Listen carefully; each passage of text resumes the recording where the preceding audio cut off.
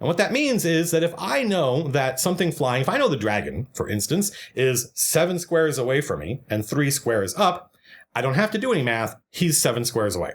The dragon, the creature in the air, the creature above us or below us underwater, if we know the 2 legs of the triangle, we don't have to calculate the hypotenuse. It's always the longer one. Hey everybody, Matt Colville here. A couple of weeks ago, somebody on Twitter asked if I had any advice for them because they were getting ready to run an underwater combat and they were sort of feeling overwhelmed because of the presence, and I think this is also true for aerial combat, of a third dimension. And I somewhat cryptically, I now realize, responded and said, well, don't forget that the universe of Dungeons and Dragons is non-Euclidean.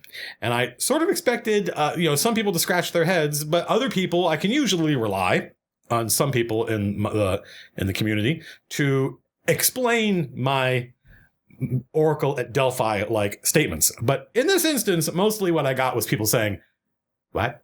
So I thought it'd be a good idea to make a video. I think the 2 things that intimidate us regarding combat in 3 dimensions is, first of all, the difficulty of actually keeping track of altitude. And there is, I think, at least one simple trick you can use in order to keep track of how high up people are.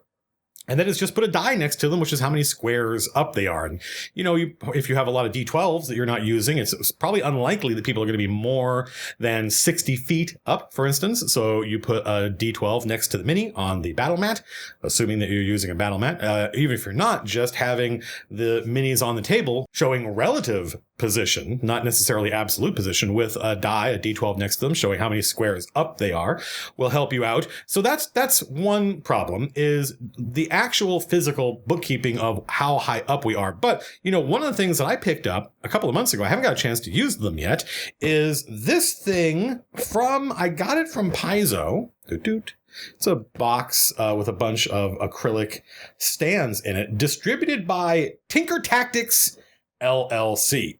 Pathfinder flip mat. So I don't know who makes these. I think you can get them on the Paizo site, but they're basically these things. Matt Mercer used them and I thought they were pretty cool. I can tell you that they are, so far, I'm really impressed with the build quality of these things. Haven't used them yet. I can tell you that if they fall from about 3 feet from a table onto a wooden floor, they will shatter. I know that because it happened. So don't do that. It's funny because I ordered 2 sets of these, not knowing how many I was going to need, but then I was actually kind of impressed with what I got in the box, and I thought, I don't think I really needed 2 sets of these. You'll see the rest of it in a second, until I broke them. And I went, oh, well, that's why I bought 2 sets of these. So I would caution you against letting these things fall from really any height onto a hard surface. But these are stackable. Altitude markers with a grid on them, and also markers at every 5-foot increment. I was pretty impressed once I got this whole thing put together. Keep in mind, this is 1 set of these things, and you don't have to stack them the way I did. They're completely interchangeable. I thought, wow, actually, this is pretty good. This is 16 inches high, which is, I guess, about 80 feet. And of course, the first thing I wanted to know was, once I've got this thing put together, if I put, a big, heavy mini on it, will it be stable? And right now, there's nothing on the ground floor holding this thing up. So I put this guy here. In fact, let's get a box so we can focus in on this mini.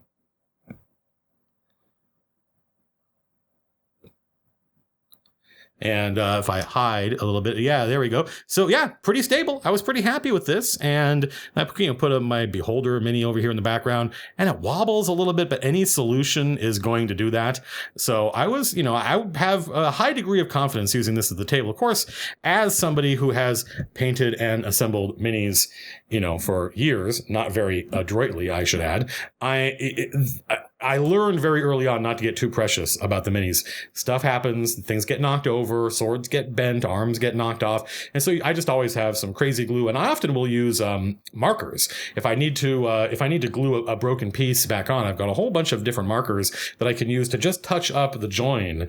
And as long as I'm matching the color relatively well, then I don't have to repaint the whole thing. And unless you look very closely, you can't tell. So that's one problem solved. And I think there are other things you can get online. I'm sure people will have have links in the comments below to other altitude solutions. I remember I used to play when I went to the local gaming conventions in Los Angeles, these Strategicon shows. There was someone there who had this amazing Star Wars, using the Star Wars micro machines. This is 20 years ago, way before Fantasy Flight had the X-Wing miniatures game.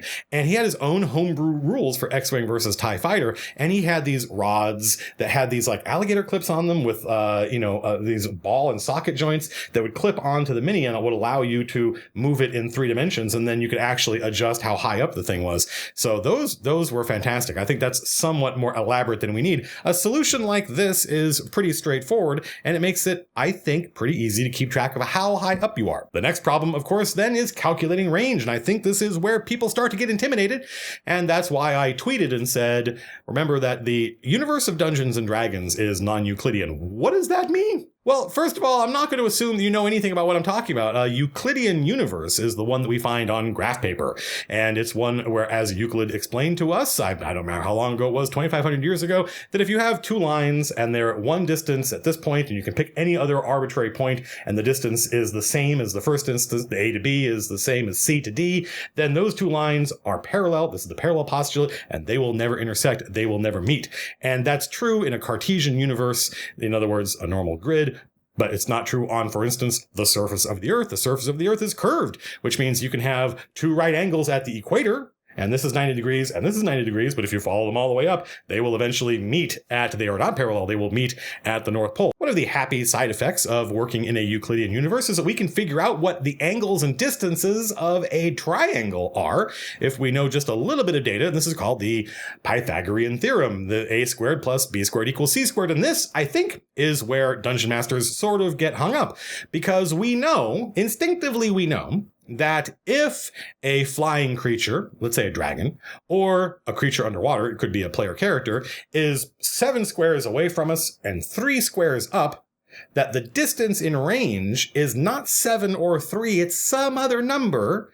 And in order to figure it out, we would have to use the Pythagorean Theorem. I think even if you don't really know what the Pythagorean Theorem is, you have this kind of innate understanding that their distance is not 7 or 3, it's some other number. And I think we are afraid of 3D combat because of actually tracking positioning, which this solves, and figuring out what that other number is. What is the actual range? And if you want to do the math and something's 7 away and 3 up, then the answer is the square root of what? Right? So we're already getting our calculators out.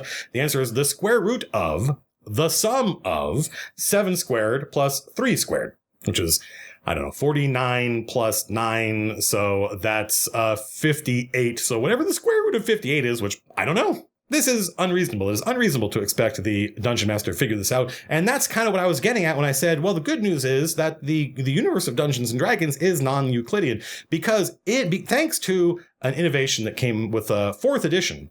4th edition threw out all the earlier rules for movement on a grid along a diagonal. And this is very useful to us. I don't think it's obvious to a lot of people. If you're tracking movement on the grid, for instance, which I do, happily, this is no longer an issue. We don't have to worry about diagonals anymore. I don't remember what the rule was in 1st or 2nd Dungeons & Dragons. There might not have been one. I think it might have been left up to the dungeon master. And I remember being 15, 16, 17 and trying to work out what diagonal movement should be like and how it should work without having to figure out what the Pythagorean theorem was for a situation like this one, for instance, where there are 2 different bad guys that I want to shoot at that are at different distances. And we can imagine that these 3 guys, including me, all make up the points of a triangle. Well, 3rd edition came up with a rule for this, which was that movement along the diagonal was like, it was 2 squares for every other diagonal square. So if you were moving along a diagonal, it would cost you 1 square of movement and then 2 squares, a total of 3, and then another square of movement and then 2 squares. So it was 2, 4, 5, 6. So it'd be 6 squares. So it was kind of like every other square was difficult terrain. And this was kind of, a kludge. But then 4th edition said, you know what? Forget it. It's 1 for 1. The 1 square for 1 square. And it doesn't matter what direction you're moving. It doesn't matter if you're moving straight ahead or on a diagonal. And this is what I mean when I say the universe of Dungeons and Dragons is not Euclidean, because this distance from 4th edition forward, and this includes 5th edition, is the same as this distance. Even though on a regular grid, you would have to do some math, including squares and square roots to figure this out. Well, starting in 2008 was the code said, nah, forget it. They're the same distance. Don't worry about it. What this means is that since our lives are simplified, and I know that the range from me to the orc in front of me is the same as the range from me to the goblin, even though the goblin's technically on the hypotenuse and should be farther away, I know that, look, it's still 7 squares. Since the orc is 7 squares away from me and the goblin is on the same grid line as the orc, then they're both 7 squares away. Doesn't make any literal sense. It's purely a way to save us from having to do math and deal with bookkeeping. And it's actually a pretty elegant solution and something that back in the 80s we would have yelled and screamed about. But, once 2008 rolled around and we were able to just move the way we wanted to move and not have to worry about it, we all sort of sighed and we're like, this is fine. It's fine. But the happy side effect is that now we can take this scenario and we can rotate it on its side so that now we're dealing with altitude. And what that means is that if I know that something flying, if I know the dragon, for instance, is 7 squares away from me and 3 squares up, I don't have to do any math. He's 7 squares away.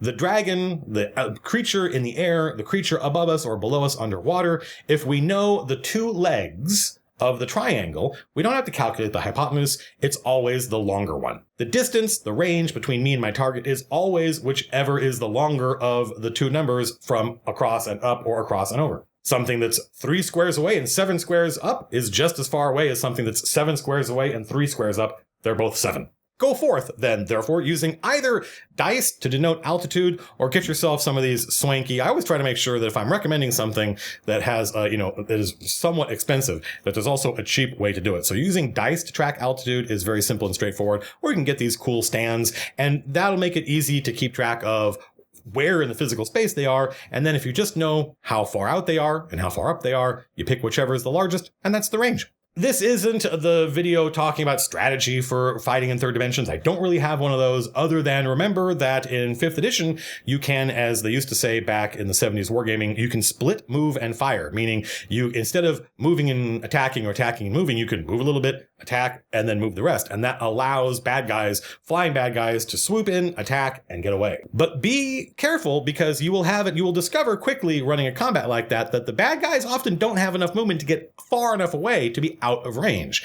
And dramatically, that's what we want. We want that scenario where the heroes are terrified of the dragon because he has this advantage that he can move in 3 dimensions and he can swoop down, breathe fire, or claw attack, and then swoop away to safety. And that would frustrate the players intensely. That's why flying creatures don't have that much movement. They only have, I think, typically about 60 feet of movement. Actually, I just looked it up. They have 80 feet of movement, which is pretty good, but it's still not enough to get out of range of, for instance, arrow fire and stuff like that. And they do that on purpose because if they could get out of the range, if they could use their flight to swoop in, attack, and then get far enough away that they're out of range of the player's attacks, then that would be a colossal advantage. So you can make, and I have done in the past, when I know the players have all sorts of crazy abilities they can use, spells and magic items that they've collected, I sometimes will give flying creatures more movement. Remember, the stats in the monster manual are just examples. There are, by definition, creatures that are stronger or weaker than the ones listed in the monster manual. Why can't some of them have more movement? But I always make sure that if I'm giving a flying creature more movement so that they can get out of range of the player's mundane weapons, that the players have other means at their resources to get those flying creatures so it doesn't end up just being a complete rout. Also, consider doing stuff like you can always have, if you're thinking about aerial combat, I think this probably works underwater too, you can do things like you can have a layer of fog that is a certain distance from the ground. We've all, at least I have, been, driving around and I've seen fog come down and be, only 30 or 40 feet off the ground. And that's a, kind of very spooky thing, giving the dragon or giving any flying creature cover that way. I hope that was useful. I hope I got to the point quickly enough, and I hope it empowers you to feel like you could, with just some dice and not any math, just comparing 2 numbers and taking the larger one, always be able to tell what the range is for anyone in any set of the 3 dimensions. Until next time, peace out.